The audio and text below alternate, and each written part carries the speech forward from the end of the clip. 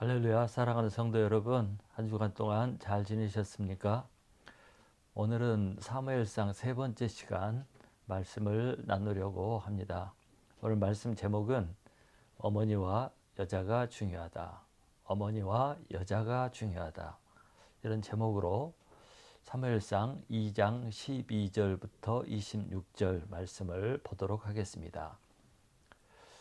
오늘 우리가 본문 말씀을 읽어보면 이 사무엘상 이 본문을 기록한 저자가 두 집안의 아들들을 비교하고 있다는 것을 볼 수가 있습니다. 현 제사장인 엘리의 아들들과 또 한나의 아들인 사무엘을 비교해서 기록하고 있습니다.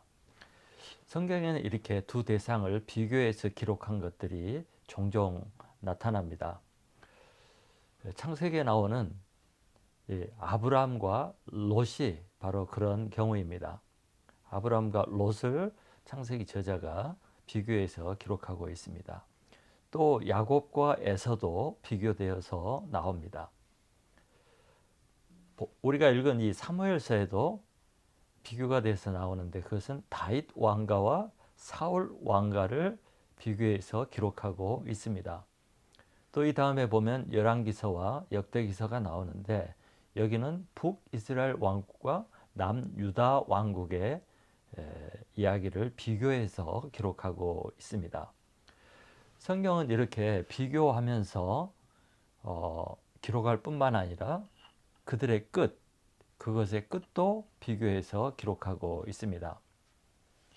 여러분, 아브라함과 롯이 비교돼서 나오는데 아브라함은 믿음의 조상이 되고 이스라엘 민족의 조상이 되고 구원의 조상이 되었습니다.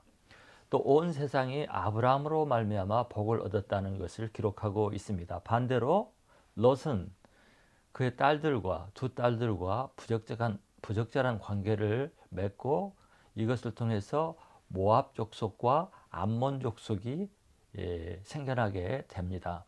그러나 이 암몬 족속과 모압 족속은 결국에 하나님의 회중에 들지 못하고 멸망하고 말았습니다. 또 야곱과 에서가 나오는데 야곱은 이스라엘로 이름이 변화되었고요. 이스라엘을 통해서 12지파가 나오게 됩니다. 민족을 이루게 된 거죠. 반면에 에서는 이방 여인과 결혼을 하고 그걸 통해서 에돔 족속을 이루게 됩니다. 그 다음에 이제 사무엘서에 나오는 다윗 왕가와 사울 왕가가 비교돼서 나오는데 사울 왕가는 결국에 거의 몰살을 당하고 역사에서 사라지게 됩니다. 그러나 다윗 왕가는 계속 왕가가 왕권이 유지가 되고 결국 이 다윗 왕가에서 메시아 왕국, 메시아가 탄생하는 그런 결과를 낳게 됩니다.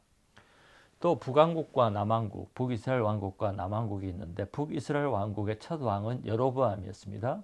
그런데 여로보암이 우상을 숭배하고 하나님을 제대로 예배하지 못하게 하다가 BC 722년에 아시리에 의해서 북왕국이 완전히 멸망을 하고 민족 백성들은 다 흩어지고 결국 역사 속으로 사라져 버리게 됩니다.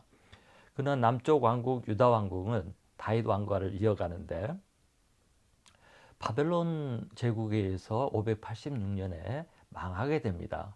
그럼에도 불구하고 이들은 70년 만에 다시 돌아와서 다윗 왕과 유대 민족을 다시 세우게 되고 유대교를 세우고 유대인으로서 정통성을 지키며 살아가게 되고 결국 이를 통해서 예수 그리스도가 이 땅에 오게 됩니다. 이렇게 성경이 두 대상을 비교해서 기록한 것은 의미가 있습니다. 이렇게 비교해서 우리에게 보여주는 것은 우리가 어떤 길을 택하고 또 어떻게 살아야 되고 어떤 가문을 이루어야 하는가 이런 것들을 가르쳐 주기 위해서 이렇게 두 대상을 비교하고 그 결말을 보여주고 있습니다. 오늘 말씀도 성경을 기록한 사람이 두 가문을 비교해서 기록할 때 이 사실을 알려주기 위해서 의도를 가지고 기록했다는 것을 우리는 알 수가 있습니다. 그래서 우리는 두 가문을 살펴보아야 합니다. 먼저 엘리의 집안과 그 아들들을 살펴보도록 하겠습니다. 엘리와 엘리의 아들들을 살펴보도록 하겠습니다. 그것이 12절로 17절 말씀입니다. 12절부터 17절. 여기를 보면 엘리는 제사장이었습니다. 그때 엘리가 섬기는 성막은 실로에 있었습니다. 실로는 지도에 보면 이스라엘 중간 지점인 에브라임 지역에 있었습니다. 엘리는 아론의 후손으로서 제사장이 되어서 아주 중대한 임무를 감당하고 있었습니다.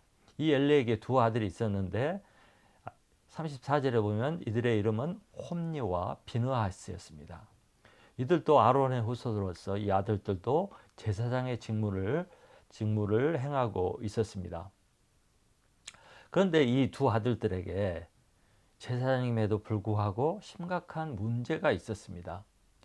두 가지 문제가 있었는데 살펴보도록 하겠습니다. 첫 번째 문제는 이 제사장인 두 아들이 하나님을 알지 못한 것입니다. 하나님을 알지 못해서 그들이 섬기는 제사를 멸시했다고 나옵니다. 여러분 12절을 보시기 바랍니다. 12절. 엘리의 아들들은 행실이 나빠 여호와를 알지 못하더라. 행실이 나빠 여호와를 알지 못하더라. 그 다음 17절을 보시기 바랍니다. 17절. 이 소년들의 죄가 심히 크면 그들이 여호와의 제사를 멸시함이었더라. 이 홈리와 비느하스는 제사장임에도 불구하고 여호와를 알지 못했고 뿐만 아니라 하나님의 제사를 멸시하는 자들이었습니다.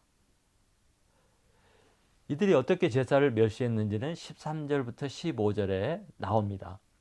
이 말씀을 읽어보면 하나님께 제사를 드릴 때 제물을 드리게 됩니다. 그러면 제물을 먼저 하나님께 드리고 제사를 마친 다음에 남은 제물을 제사장들이 가져가서 먹을 수도 있고 사용할 수가 있습니다. 그런데 이 엘리의 아들들은 제사를 지내기 전에 먼저 자기들이 원하는 제물의 좋은 부분과 필요한 부분을 가져갔습니다. 그래서 제사를 드리러 온 사람들이 하나님께 먼저 제사 드린 다음에 가져가세요 하면 그들의 말을 듣지 않고 억지로 빼앗아갔다고 말씀이 기록하고 있습니다. 이런 식으로 엘리의 두 아들들이 하나님과 하나님의 제사를 멸시하고 있었습니다. 제사장임에도 불구하고. 또 다른 하나는 품행이었습니다. 22절을 보시기 바랍니다. 22절을 보면 엘리의 아들들이 회막에서 수종들은 여인들과 동침을 했습니다. 해서는 안 되는 짓을 한 것입니다. 거룩해야 하고 거룩한 제사를 드려야 할 하나님의 종이 이런 거룩하지 못한 행위를 한 것입니다. 결국 이것 때문에 25절에 보면 하나님은 이들을 버리기로 작정을 했습니다. 결국 이들은 나중에 보면 블레셋과의 전쟁에 나갔다가 두 아들이 다 죽게 됩니다. 그리고 아들의 죽은 소식을 들은 이 엘리 제사장도 의자에 앉았다가 뒤로 넘어져서 목이 부러져 죽고 맙니다. 가문이 완전히 몰락한 것입니다. 비참한 최후를 맞이하게 되었습니다. 이 엘리 제사장과 두 아들들이 제사장으로 있을 때 이스라엘은 영적으로 밝은 것이 아니라 매우 어두운 시대를 살고 있었습니다. 제사장들이 이렇게 타락을 하니까 그 시대가 어두울 수밖에 없었죠. 이들은 하나님으로부터 오는 말씀도 받지 못하고 또 하나님의 백성들에게 우상을 떠나고 하나님 앞에 바르게 살아라고 말씀도 전하지 못했습니다. 오히려 이들이 있을 때 이스라엘은 우상을 숭배하는 백성들로 전락하고 말았습니다. 이것이 엘리와 두 아들들의 모습입니다. 이제 사무엘과 그 집안을 살펴보도록 하겠습니다. 18절부터 21절을 보시기 바랍니다. 여러분, 사무엘도 하나님의 일을 하는 레위족 속의 집안에서 태어났습니다. 제사장 아론의 후손으로서 제사장 지파는 아니었습니다. 그의 아버지 엘가나는 레위의 아들 중에 하나인 고핫의 후손이었습니다. 이 고핫의 후손들은 제사장은 못 되었지만 성막과 제사를 돕는 일을 하는 레위 지파였습니다. 그런데 이 사무엘의 아버지 엘가나는 레위족 속의 이 일을 제대로 하지 못하고 살고 있었던 것 같습니다. 엘가나는 첩을 들이고 첩과 본부인 사이에 늘 갈등이 있고 또 첩의 말을 듣고 가정을 혼란스럽게 하는 그런 가장이었습니다. 그래서 이 가정은 항상 풍파가 있고 평안하지 못했습니다. 그러나 본부인 한나는 믿음이 있었습니다. 한나는 믿음의 사람이었습니다. 결국 한나는 자식을 낳을 수 없음에도 불구하고 계속 기도함으로써 끝내 하나님의 응답을 받고 자식 사무엘을 얻게 되었습니다.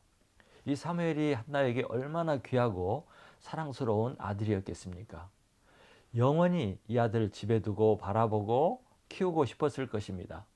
그럼에도 불구하고 그는 서원한 대로 이 귀한 아들을, 첫 아들을 하나님께 드렸습니다. 그리고 사무엘이 젖을 뗄 즈음에 그 어린 나이에 실로에 있는 제사장 엘리에게 데려다주고 엘리 밑에서 나실인으로서 하나님을 섬기는 삶을 살도록 했습니다. 결국 사무엘은 실로에서 엘리 제사장 밑에서 하나님을 섬기는 사람으로 교육을 받고 성장하게 된 것입니다. 18절에 보면 사무엘은 어렸을 때부터 제사장복을 입고 여호와 앞에서 섬겼습니다. 그 어린애가 무엇을 합니까? 보통 제사장은 30세부터 제사장 일을 감당을 했습니다. 그런데 이 어린애가 가서 그 제사장 밑에서 어린 시절부터 교육을 받고 여호와 앞에서 하나님을 섬기면서 산 것입니다. 21절 끝에 보면 사무엘은 여호와 앞에서 자라갔다고 표현하고 있습니다. 사무엘은 세상에서 자라는 것이 아니라 하나님의 성전에서 하나님의 교육을 받으면서 제사장 교육을 받으면서 하나님 앞에서 신령한 자로 성장하고 있었습니다. 또 26절에 보면 이 아이 사무엘이 점점 자라매 여호와와 사람들에게 은총을 더욱 받더라고 기록하고 있습니다. 사무엘은 나이는 어리지만 정말 아름다운 하나님의 사람으로 자라갔고 또 사람들에게도 사랑받는 그런 아이로 자라갔습니다. 그는 영적으로 인간적으로 매우 훌륭한 사람으로 성장하고 있었던 것입니다. 여러분, 홈리와 엘리의 두 아들인 홈리와 비느하스도 그 실로에 같이 있었습니다. 같이 자랐습니다. 사무엘도 그곳에서 같이 지냈고 같이 생활하고 같이 자랐습니다. 똑같은 곳에서 먹고 자고 일을 하고 자랐지만 엘리의 아들들과 한나의 아들인 사무엘은 전혀 다르게 자랐습니다. 홈리와 비느하스는 아버지가 제사장이고 성전에서 제사장의 직분을 행하면서도 하나님을 알지 못했대요. 하나님을 알지 못했대요. 그래서 하나님을 멸시하고 제사를 멸시하는 자가 되었습니다. 그러나 사무엘은 바로 그런 곳에서도 하나님 앞에서 잘 자라고 하나님을 알고 하나님의 은총을 받는 자로 성장하게 되었습니다. 결국 이 사무엘은 아무도 듣지 못하는 하나님의 음성을 듣게 됩니다. 하나님의 계시를 받고 하나님의 말씀을 받게 되고 결국 타락한 이스라엘 백성들에게 하나님의 말씀을 선포하는 선지자요 제사장이 되었습니다.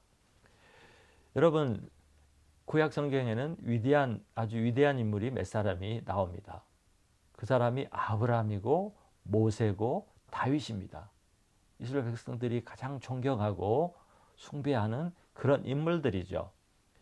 이 세 사람에 더해서 또 한 사람이 있다면 그 사람이 바로 사무엘입니다. 이 사무엘은 이스라엘 왕국의 기초를 세운 사람입니다. 왜냐하면 그가 사울 왕과 둘째 왕 다윗 왕을 기름 부어서 세웠거든요. 그리고 사사시대에서 왕정시대로 넘어가는 그 과정에 사무엘이 큰 역할을 했습니다. 그리고 사무엘이 선지자로 있을 동안에는 이스라엘 백성들이 영적으로 깨어나고 건강하고 바르게 살게 되었고 나라가 튼튼하게 되었습니다. 뒤에 나오는 말씀에 보면 사무엘 입에서 나오는 말은 단에서 브엘세바까지 이스라엘 전역에 전파되었다고 나옵니다. 단에서 브엘세바는 한라산에서 백두산까지 말하는 것처럼 전국을 말합니다. 그의 말은 하나도 땅에 떨어지지 아니하고 열매 맺는 영향력이 있는 그런 능력 있는 말씀이었습니다. 자, 이상의 내용을 보면 한나의 아들인 사무엘은 갈수록 흥하고 하나님께 크게 쓰임받고 나라에 큰 영향력을 끼치고 좀 위대한 인물로 살았습니다.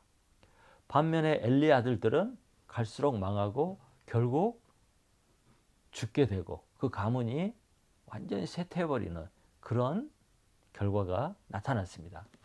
이 두 가문이 이렇게 정반대 결과, 극단의 결과로 나타난 것은 그 이유가 무엇일까요? 어떻게 이런 전혀 다른 결과가 나오게 된 것일까요? 그 이유가 무엇일까요? 그것은 바로 부모입니다. 엘리 아들들과 한나 아들들의 결과가 이렇게 다른 것은 부모 때문입니다. 그 중에서도 어머니입니다. 여기서 우리는 어머니의 중요성을 배울 수가 있습니다. 여러분, 이 두 가문을 비교해 보면 아버지들은 별로 다를 바가 없습니다. 한 아버지는 엘리고 사무엘의 아버지는 엘가나였습니다. 엘리는 제사장의 직분을 행했었고 제사장으로서 살았지만 자식들을 제대로 가르치지 못했습니다. 자식들이 하나님을 알지 못하고 제사를 멸시하고 품행이 아주 나빴을 때 엘리는 이 아들들에게 얘들아 그렇게 하지 마, 그렇게 하면 안 돼 이런 말을 했지만 전혀 영향력이 없는 말이었습니다. 그래서 다음 장에 보면 3장 13절에 보면 하나님께서 두 아들들을 같은 날 죽이는 심판을 하게 되는데 그 이유 중에 하나가 아버지 엘리가 자식들을 제대로 경고하지 못했기 때문이라고 나옵니다. 자식들이 잘못된 길로 가서 저주를 자청하는데도 아버지가 그들을 무섭게 책망하고 가르치지 못하고 다스리지 못했기 때문에 이들을 죽인다고 하나님이 그 이유를 말씀하셨습니다. 이렇게 아버지 엘리가 아버지 역할을 제대로 못하고 자식 교육을 제대로 못하고 자식을 영적으로 제대로 이끌지 못했을 때 홈리와 비느하스의 어머니라도 자식들을 바르게 교육했다면 얼마나 좋았겠습니까? 이런 나쁜 결과가 나오지 않았겠죠. 그러나 오늘 본문 성경에 보면 홈리와 비느하스의 어머니 엘리의 와이프에 대해서는 전혀 언급이 되지 않고 있습니다. 아무런 영향력이 없었다는 뜻입니다. 그러나 사무엘 집안은 어떻습니까? 사무엘의 아버지 엘가나도 엘리와 별반 다를 바가 없는 사람이었습니다. 사무엘의 아버지 엘가나는 마음씨가 좋은 사람 같아요. 또 여자를 아끼고 사랑했던 남자인 것 같습니다. 그럼에도 불구하고 영적으로는 전혀 영향력이 없는, 가정에 영적인 영향력을 끼치지 못하는 그냥 마음씨 좋은 남자, 그 정도였을 뿐입니다. 그럼에도 불구하고 이 집안에서 사무엘과 같은 위대한 인물이 나온 것은 아버지 때문이 아니라 사무엘의 어머니 한나 때문입니다. 어머니 때문입니다. 한나는 기도하는 여자였습니다. 응답이 될 때까지 하나님 앞에 나가서 울고 불고 부르짖으며 하나님의 응답을 얻어낸 그런 여자였습니다. 그리고 자식을 약속했던 대로 어린 시절부터 하나님께 드리고 하나님 앞에 자라도록 도와준 그런 여인이었습니다. 자식을 인간적으로만 사랑했다면 하나님의 서원도 저버리고 자식을 품 안에 두고 그냥 자식 바라보는 재미로 살 수 있었겠죠. 그러나 한나는 신실한 여자였습니다. 소중한 아들을 하나님께 믿음으로 드렸습니다. 약속을 지켰습니다. 그리고 매년 한 번씩 사무엘을 찾아갔습니다. 그리고 찾아갈 때마다 선지자 복인 에봇을 만들어서 갔습니다. 그리고 얼마나 기도를 많이 했겠습니까? 이런 어머니의 영향력으로 어린 사무엘이 하나님의 사람으로 성장하게 되고 이스라엘을 영적으로 이끄는 하나님의 위대한 종이 된 것입니다. 사무엘이 선지자로 있을 동안에는 이스라엘에 소망이 있었습니다. 이스라엘이 굳건하게 서게 되었습니다. 또 타락했던 데서 돌이켜 영적으로 깨어있는 민족이 되었습니다. 사무엘이 이렇게 위대한 선지자가 되는 데는, 그런 위대한 인물이 되는 데는 어머니 한나가 있었기 때문입니다. 반대로 엘리의 집안은 그런 어머니가 없었던 것입니다. 한마디도 나오지 않습니다. 여러분, 우리가 구약 성경 열왕기서나 역대기서를 읽다 보면 이제 왕들의 얘기가 쭉 나옵니다. 두 왕국의 왕들의 얘기가 쭉 나오고, 이제 왕이 죽으면 그 아들이 왕이 되고, 아니면 뭐 쿠데타가 일어나서 다른 사람이 왕이 되고, 그래서 왕 얘기가 쭉 나옵니다. 근데 왕이 바뀔 때마다 왕의 이름을 기록하면서 동시에 어머니가 누구인가를 언급하고 기록한 경우가 자주 나옵니다. 항상 나오는 건 아니지만 어머니의 이름이 자주 나와요. 그런데 신기하게 와이프의 이름은 나오지 않습니다. 이 성경을 기록한 사람들이 어머니가 누구였는가는 기록하지만 와이프가 누군가는 기록하지 않고 있어요. 이 여인들의 이름 중에는 대부분 우리가 모르는 이름들입니다. 또 그 중에는 악한 어머니 이름도 나옵니다. 이렇게 기록자가 어머니 이름을 기록한 것은 어머니가 그만큼 중요하고 그만큼 어머니의 영향력을 받아서 아이가 자라고 성인이 되어서 왕이 되었다는 것을 나타내고 있는 것입니다. 어떤 어머니 밑에서 자랐는가, 어떤 어머니의 영향력을 받고 자랐는가, 이것을 알려주기 위해서 어머니 이름을 기록한 것입니다. 이처럼 어머니가 중요해요. 어머니의 영향력이 큰 것입니다. 대부분 우리가 잘 아는 믿음의 인물들은 어머니의 믿음과 어머니의 신앙을 이어받은 경우가 많습니다. 감교의 창시자고 영국을 영적으로 각성시킨 위대한 인물 존 웨슬레와 찰스 웨슬레가 있습니다. 이들은 정말 아버지가 목사였지만 아버지보다도 어머니 수잔나의 믿음을 이어받아서 자랐습니다. 어머니의 영향력이 매우 컸습니다. 이 어머니가 자식들이 참 많았는데 이들을 철저히 영적으로 교육시켰습니다. 철저하게. 웨슬레가 메소디스트란 말은 철저하게 어떤 규율을 지키는 그런 뜻이거든요. 그것이 이제 감리교 교단이 되었는데 어머니로부터 배운 거예요. 여러분, 그 유명한 성 어거스틴이 그 타락한 탕자에서 성인이 된 것은 어머니 모니카 때문입니다. 어머니의 기도와 어머니의 신앙, 이것이 성 어거스틴을 만들어낸 것입니다. 또 신약 성경에 보면 디모데가 나오는데 바울은 이 디모데가 어머니와 조모, 할머니의 믿음을 이어받은 것이라고 사도행전에 기록하고 있습니다. 저는 연세중앙교회 윤석전 목사님을 참 좋아합니다. 이분의 믿음이 너무 투철하고 절대적이고 정말 하나님밖에 모르는 그런 절대적인 신앙을 갖고 있기 때문에 약간 심하긴 하지만 저는 그분의 신앙을 좋아하고 또 그분을 통해서 많은 도전을 받습니다.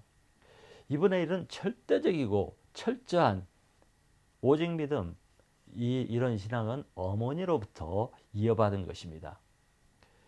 이 윤 목사님의 어머니는 신앙에 목숨을 건 사람이에요. 목숨을 걸고 신앙생활을 했습니다. 반면 그의 아버지는 목숨을 걸고 가족이 예수 믿지 못하도록 핍박하고 방해하던 사람이었습니다. 그래서 이 아버지는 엄청나게 그 어머니를 핍박하고 자식들을 핍박했습니다. 가족이 교회 가지 못하도록 밤에 잠잘 때 새벽 기도나 주일날 못 가도록 밤에 잠잘 때 온 가족의 발을 묶어서 자기와 연결을 했습니다. 자고 있다가 교회 가는 것을 알아채기 위해서 그렇게 한 것입니다. 그리고 어머니를 그렇게 심하게 구타하고 괴롭혔습니다. 한 번은 아내를 얼마나 미워했든지 핍박을 했든지 대못으로 온몸을 찔러가지고 그 어머니가 앉은 자리가 피로 흥건했다고 합니다. 또 한 번은 온 동네 사람을 모아놓고 내가 이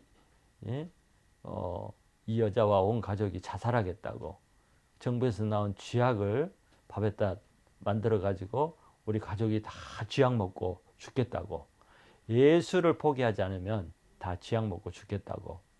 그러자 어머니가 한 사발을, 쥐약 섞인 음식을 한 사발을 먹기 시작했어요.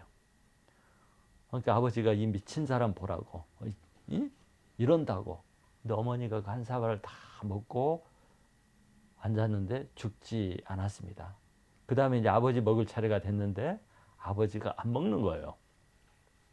사실은 먹이려고 한 게 아니라 예수님을 못 믿게 하려고, 신앙을 포기하게 하려고 했지만 어머니는 신앙을 포기할 수 없기 때문에 쥐약을 먹은 것입니다. 그러함에도 불구하고 전혀 그 독이 그 여자를, 어머니를 해치지 못했습니다. 그래서 온 동네 사람들이 쥐약을 먹고도 죽지 않는 그런 기적을 체험하게 된 거죠.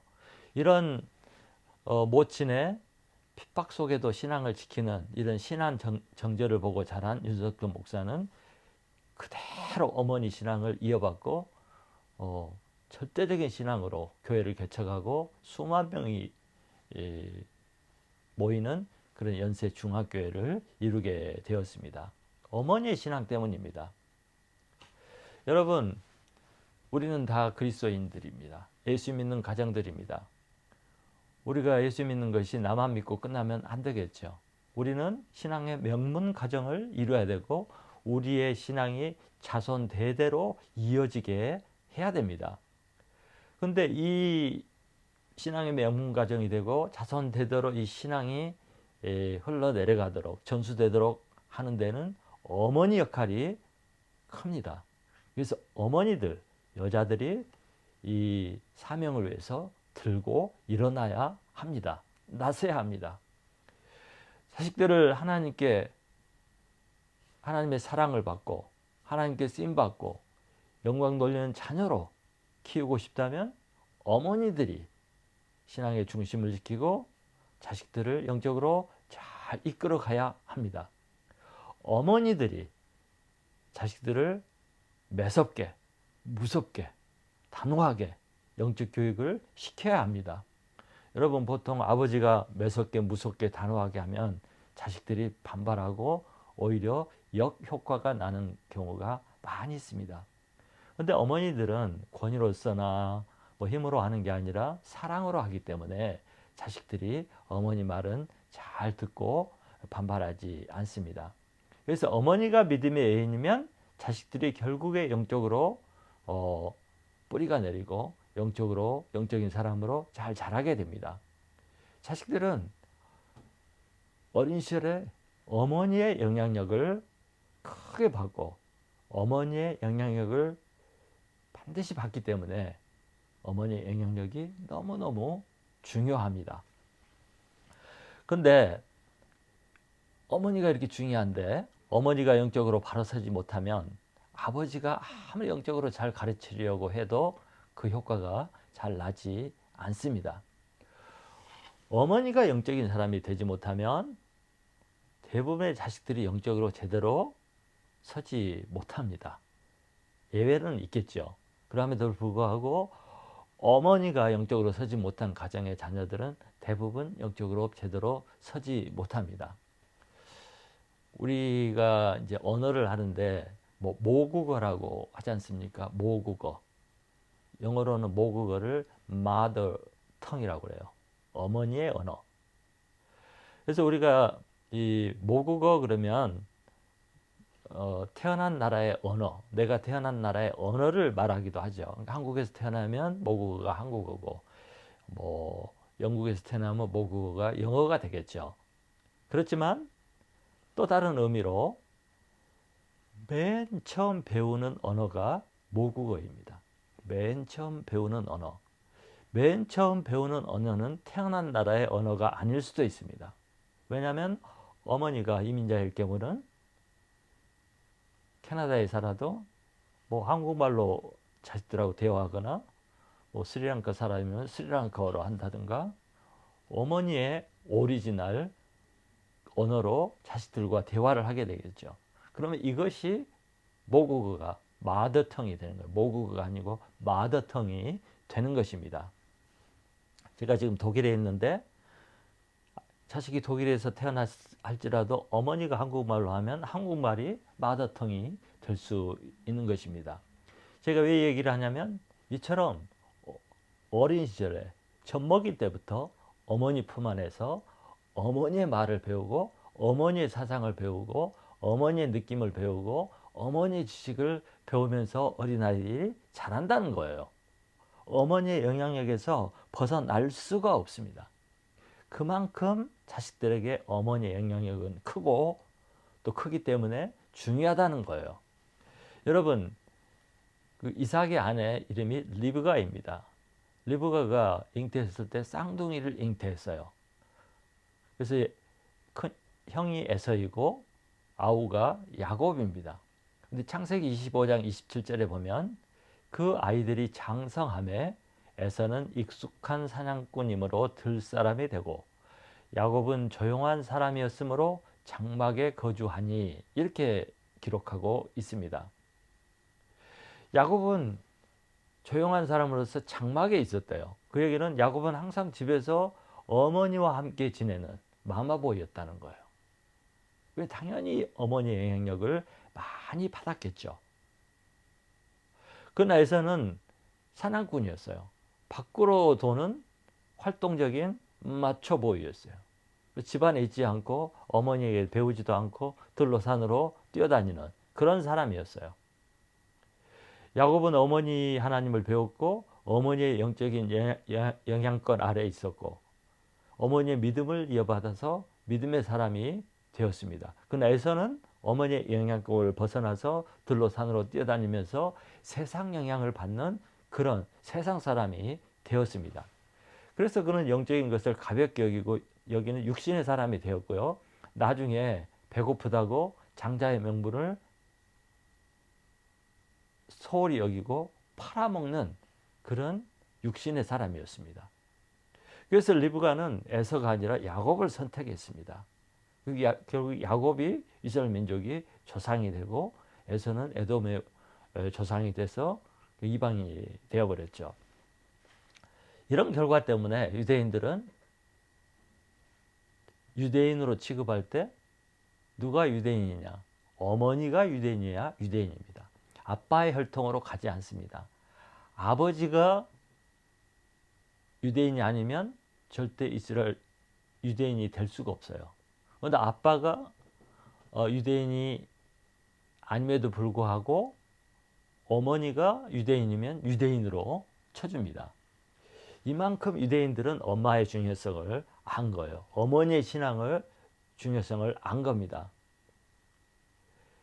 결국 이게 보여주는 것은 어머니의 영적인 영향력이 자식의 신앙을 좌지우지 한다는 것입니다. 그만큼 중요합니다. 아이들은 젖먹기 때부터 청소년 때까지 청소년이 되기 전까지 어머니의 영향력 아래에 있습니다. 어머니의 사고와 어머니의 가치관, 어머니의 삶, 어머니의 신앙이 어린 시절을 지나는 자식들에게 그대로 전수가 되고 자식들은 그것을 배우게 됩니다. 어린 자식들의 신앙은 아버지가 아니라 어머니에 의해서 심어지고 뿌리가 내리게 됩니다. 이것이 자식들에게 평생 영향을 주게 됩니다. 어머니의 신앙을 통해서 자녀들이 자라고 결국 또 이 자녀들이 세워지고 가정을 이루고, 그래서 어머니의 신앙으로 가정과 가문이 영적인 가정이 되고 튼튼한 하나님의 가정으로 남을 수 있게 되는 것입니다. 그래서 가정이 영적으로 든든히 서가고 자녀들이 영적으로 든든히 서고 훌륭한 신앙인으로 자라려면 어머니가 절대 중요하고 어머니 역할이 매우 크다는 것을 우리가 알아야 합니다. 그런데 가정뿐만이 아니에요. 교회도 그렇습니다. 교회가 든든히 세워져 가고 교회가 좋은 교회가 된 것도 여인들에게 많은 부분 달려 있습니다. 여러분, 교회에 남자가 많습니까? 여자가 많습니까? 언제나 여자가 주류죠. 아마 70%는 여자일 거예요. 우리 교회는 99%고. 한국 교회는 여인들의 헌신과 기도로 세워지고 성장했다고 해도 과언이 아닙니다. 그래서 여인들이 어떤 믿음을 가지고 신앙생활을 하고 어떤 태도와 자세를 가지고 교회를 섬기느냐에 따라서 교회가 달라지고 교회가 잘 될 수도 있고 못 될 수도 있습니다. 남자들이 대단한 것 같죠? 남자들이 대단하고 큰 소리 치고 앞에 나서고 뭐 맡아서 일을 하고 그러니까 남자들이 대단한 것 같지만 사실은 남자들이 어떻습니까? 여자들에 의해서 휘둘리는 경우가 많고 그것이 남자입니다. 그래서 한국말에 베갯머리 송사라는 것이 있어요.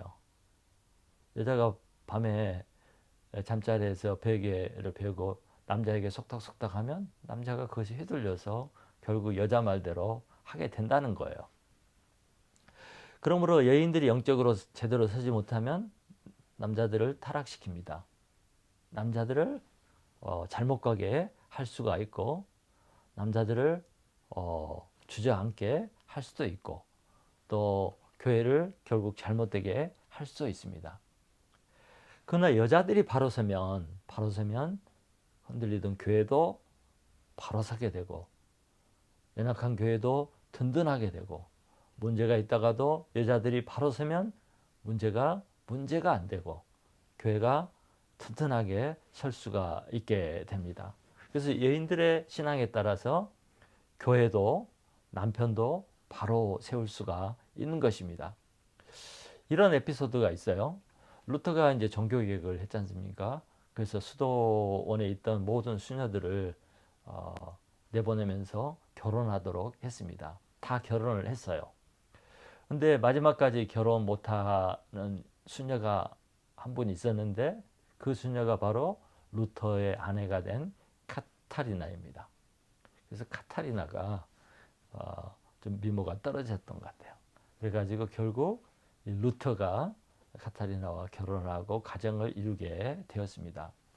종교의 개혁을 하는 동안 루터가 굉장히 힘들고 어려운 시간을 보냈죠. 그럼에도 불구하고 열심히 이 영적인 싸움을 싸웠습니다. 그런데 어느 날 루터가 이 일을 하다가 절망하고 침울하게 있었습니다. 그때 카타리나가 상복을 입고 루터에게 나타났답니다. 그래서 루터가 누가 죽었냐고 이렇게 물어봤어요. 그러자 카타리나가 하나님이 죽었다고 이렇게 말을 했습니다. 그래서 놀란 루터가 무슨 그런 말 하냐고, 무슨 하나님이 죽냐고, 말도 안 되는 소리 하지 말라고 그렇게 화를 내니까 카타리나가 이렇게 얘기를 했답니다. 하나님이 죽지 않고 살아계신다면 당신이 이렇게 좌절하고 낙심할 이유가 어디 있습니까? 하나님이 죽었기 때문에 당신이 그런 거죠. 그때 루터가 영적으로 깨닫고 각성하고 다시 종교개혁을 이끌어가는 그런 일을 감당했다고 합니다. 굉장히 지혜로운 여인이죠. 여자가 루터를 살린 것입니다. 제가 아는 한 가정은 이 부부가 공부는 많이 못했어요. 남자가 독일 광부로 왔다가 이제 캐나다로 와서 이렇게 살았는데 정말 이들 부부가 얼마나 하나님을 사랑하고 믿음이 좋은지 이 못 배우고 어림에도 불구하고 교회 중직을 맡고 나중에 교회 리더가 되고 교회 장로가 되고 그렇게 하나님께 쓰임 받았습니다. 근데 남편이 조금 돈 욕심이 많고 편가르기를 잘해요. 영적으로 약간 분별력이 떨어지죠. 그래서 잘못 가는 경우가 있고 잘못하는 경우가 종종 있었습니다. 그때마다 부인이 그런 남편을 책망하고 그럼 안 된다 그러고 야당이 되어서 남편을 반대하고 그렇게 함으로써 이 가정이 영적으로 바로 서고 또 교회를 잘 감당할 수 있도록 항상 여자가 중심을 잡고 이렇게 했습니다. 잘한 거죠. 근데 언제부턴가 이 부인이 남편을 따라가기 시작한 거예요. 중심을 잃고 남편 하는 대로 그냥 잘못 감에도 불구하고 잘못 말함에도 불구하고 틀림에도 불구하고 이제 남편 편이 되어가지고 남편이 가는 대로 그냥 따라간 거예요. 결국에 부인이 중심을 잃고 중심을 잡지 못하자 이 가정이 결국 교회를 힘들게 하고 교회를 분열시키고 결국 가정도 잘못 가고 자녀도 잘못 가고 정말 온전히 망가져 버린 것을 제가 보았습니다. 그때 제게 든 생각은 부인이 중심을 잘 잡고 남편이 잘못 갈 때 중심을 잡아주고 잘못 갈 때 책망을 하고 잘 이렇게 했다면 그 가정이 정말 하나님의 사랑을 받고 쓰임받고 자녀들이 잘 됐을 텐데 부인이 중심을 잃음으로 말미암아서 잘못되었구나 하는 아쉬운 생각을 많이 했습니다. 사랑하는 성도 여러분, 오늘 말씀이 가르쳐주는 바가 무엇입니까? 어머니가 중요하다는 거예요. 또 여인들이 중요하다는 것입니다. 여인들, 어머니들이 굳게 서야 믿음의 가정을 이룰 수 있고 자녀들을 영적으로 잘 키워낼 수가 있다는 것입니다. 또 여인들이 중심을 바로잡고 영적으로 바로 서 있을 때 교회도 든든히 서가게 된다는 것을 가르쳐주고 있습니다. 가정도 교회도 남편도 자식도 여인들의 믿음에 의해서 세워질 수도 있고 흥할 수도 있고 반대가 될 수도 있다는 것입니다. 그러므로 우리 여인들이 가정을 든든히 세우고 교회를 든든히 세우기 위해서 각성하고 바르게 서고 또 열심히 자녀들에게 말씀을 가르치고 또 신앙을 전수하는 그런 여인들이 돼야 된다는 것입니다. 사랑하는 성도 여러분, 어머니 여러분, 여인 여러분, 여러분의 신앙과 믿음에 따라서 결과가 달라지게 되어 있습니다. 믿음의 가정을 만들고 자녀를 영적으로 잘 키우고 여러분이 섬기는 교회를 든든하고 건강한 교회로 만들려면 여자인 여러분들이 각성하고 깨어있고 신앙 중심을 잘 잡고 하나님 앞에 살아야 되는 것입니다. 정말 여러분들의 영향력은 큰 결과를 만들어낼 수 있습니다. 정말 중요한 자리에 있습니다. 그래서 이걸 알고 기도하고 또